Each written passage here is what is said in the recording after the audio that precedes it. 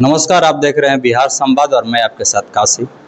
अभी हम उपस्थित हैं करागर विधानसभा के कुसही गांव में और आपको एक ऐसे शख्स से परिचय कराने जा रहा हूं जो शख्स कोई परिचय का मोहताज नहीं है। आज वो शख्स जो है बेतिया डीएम से लेके जगदीशपुर, कैमूर के भभुआ और मुख्यमंत्री के अपर सचिव, राजस्व विभाग से आज एक ऊंचे ऊंचे पदों से अपना सेवा देकर आज बीआरसी लेकर करागर विधानसभा के क्षेत्र में पहुंचे हैं। हम उनसे मिलने का प्रयास करेंगे, जानेंगे कि किन किन मुद्दाओं को लेकर सर क्षेत्र में आए हुए हैं। बहुत बहुत धन्यवाद सर। जी, आपको भी बहुत बहुत धन्यवाद। हम जो है एक लंबे समय से बिहार प्रशासनिक सेवा से भारतीय प्रशासनिक सेवा में मैं कार्य किया हूँ और अपने पदीय दायित्वों के निर्वहन के साथ मेरी सोच और समझ हमेशा सामाजिक कार्यों के प्रति रहती थी।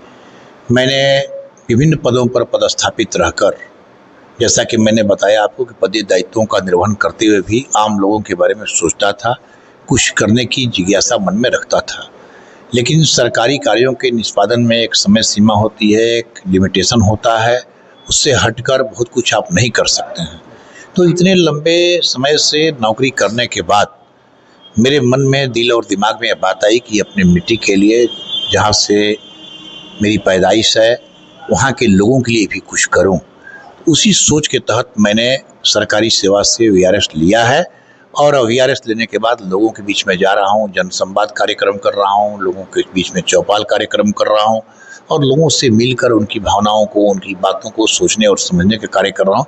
इन्हीं सब कारणों से लेकर समाज सेवा के उद्देश्य से मैंने सेवा से वीआरएस ले लिया है। सर, पिछले जो जनसंवाद एक कार्यक्रम किए थे, उस कार्यक्रम में आपका जगदीशपुर और बेतिया के भी कुछ लोग आए हुए थे, तो वो उन लोगों का कहना था कि सर मेरे यहाँ अगर चुनाव लड़ते तो शायद हम लोग का खुशनसीबी होती, तो सर करागर ही क्यों?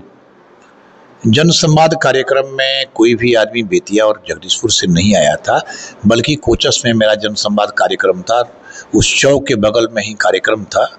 तो उस लोगों को, जो भीड़ भाड़ की इलाके थी, लोगों ने पूछा कि कहाँ है, कौन सा कार्यक्रम हो रहा था। लोगों ने बोला कि दिनेश कुमार राय जो सेवा से वीआरएस लिए हैं, उनका जनसंवाद कार्यक्रम हो रहा है। तो उसी में कुछ लोग आए हुए थे, 2-4 यात्री थे उसमें जो बाहर जा रहे थे। उन लोगों ने वहाँ रुक करके, जो बनारस से आ रहे थे, पटना जा रहे थे और जगदीशपुर के लोग कोचस आए थे, तो उन लोगों ने जो है उसमें सवाल किया कि भाई हमारे यहाँ भी सेवा आप दिए हुए हैं, हम लोगों का आग्रह है कि आप लोग यहाँ से चुनाव लड़िए। लेकिन हमने साफ तौर पर उनको कह दिया कि मैं कहीं से चुनाव नहीं लड़ने वाला हूँ, मैं अपने जो है जन्मभूमि करघर से ही चुनाव लड़ूंगा अगर चुनाव लड़ने की बात आएगी तो। इसलिए साफ शब्दों में बड़ी ही विनम्रता से मैंने उन लोगों का आदर किया, उनकी भावनाओं का कद्र किया कि आपकी ऐसी सोच है कि मेरे सेवा से मुक्त होने के बावजूद भी, आपके यहाँ से स्थानांतरण होने के बाद भी आप लोगों की ऐसी सोच है हमारे प्रति। इसके लिए मैं आभारी हूँ और अपने को मैं बहुत ही बड़ा सौभाग्यशाली मानता हूँ कि जिला के बाहर अन्य जिला के लोग भी मुझे अपने यहाँ से चुनाव लड़ने की डिमांड कर रहे हैं। यह मेरे लिए सौभाग्य की बात है। लेकिन अंततः मैं जो है, अगर चुनाव मुझे लड़ना होगा, अपने सामाजिक दायित्वों का निर्वहन करना होगा, तो मैं करघर क्षेत्र से ही लड़ूंगा। सर, आप एक अधिकारी पद पे थे, तो लोगों का कहना था कि आए दिन कोई पोस्टमार्टम कराना हो या कोई भी सरकारी बधाएं आते थे, उसमें आप हेल्प करते थे। ऐसे भी सुनने में आता है, आपके गांव के लोग बताते हैं या जवार के लोग बताते हैं कि जब आते हैं उसके घंटे के अंदर में 200-300 लोग यहाँ पे इकट्ठे हो जाते हैं। तो आखिर क्या लोगों को मतलब ये चीज़ करते हैं कि लोग इतना जल्दी आपसे मतलब मिलनसार हो जाते हैं? बिल्कुल, यह बात सही है। चूँकि लंबे समय से मैं प्रशासनिक सेवा में रहा हूँ, तो मैंने कभी किसी के साथ छल प्रपंच नहीं किया। जो लोग बातें आते हैं, अपनी समस्याओं को लेकर आते थे। घर पर जब मैं आता था तो प्रायः जो है हम बाहर नहीं जाते थे और घर पर ही आते थे छुट्टियों में। अपने गांव, घर में, प्रखंडों में मैं घुमा करता था, अपने रिश्तेदारियों में जाता था।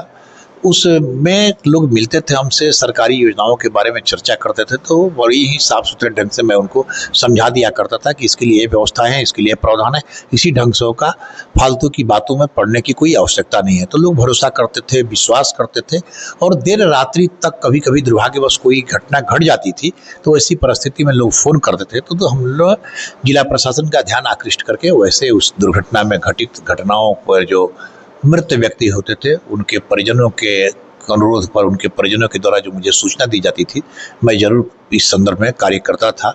और भगवान न करे कि इस तरह की कोई स्थिति किसी के साथ पैदा हो, लेकिन एक जिला होने के वासी होने के नाते, मुख्यमंत्री के प्राइवेट सेक्रेटरी रहने के कारण बहुत से लोग जो है अपनी जन समस्याओं की ओर ध्यान आकृष्ट करते थे।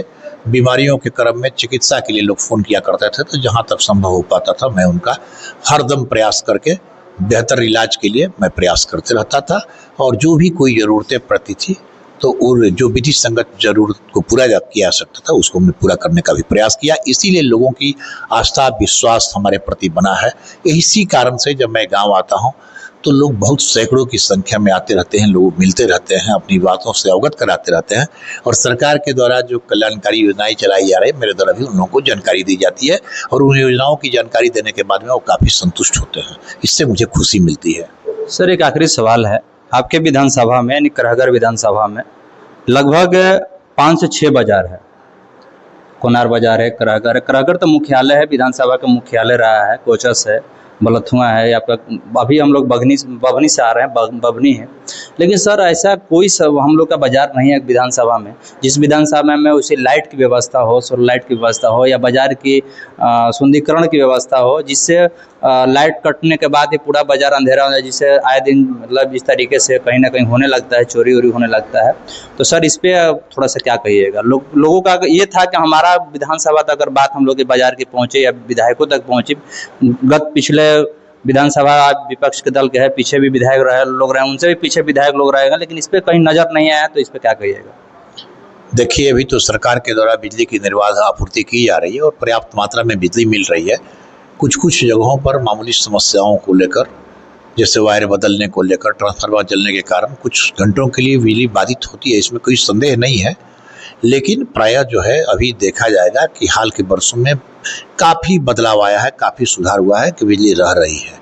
और दूसरी बात है कि बाजार की लाइट की बात जहाँ तक कर रहे हैं, तो हमने अभी ठीक से अवलोकन नहीं किया है। करघर में मैंने देखा है, करघर में तो लाइट की संभवतः व्यवस्था है, कुछ जगहों पर लाइट जलते हुए हमने देखा है। इस ओर मेरा ध्यान आकृष्ट नहीं हुआ है, हम नहीं गए हैं कभी। मैं निश्चित रूप से इन बाज़ारों की जहाँ तक बात आप कर रहे हैं, करघर का, कोचस का, खड़ारी बाज़ार, कोनार और बढ़री का, मैं इन जगहों का भ्रमण किया हूँ। लेकिन मेरे संज्ञान में जैसे ही आएगा, चाहे मेरे अवलोकन में आएगा, तो मैं निश्चित रूप से इसके लिए। लाइट कटने के बाद सब लोग बोलते थे कि लाइट अगर कट जाती थी घंटा 2 घंटे के लिए, तो सौर ऊर्जा की हम लोग सौर ऊर्जा की व्यवस्था कराने की दिशा में भी पहल करेंगे, निश्चित रूप से पहल करेंगे इस पर। चलिए, बहुत हमारे चैनल में बात करने के लिए सर बहुत बहुत धन्यवाद। और आज आपके साथ हम लोग जुड़े, कैमरामैन अशोक कुमार के साथ। नमस्कार सर।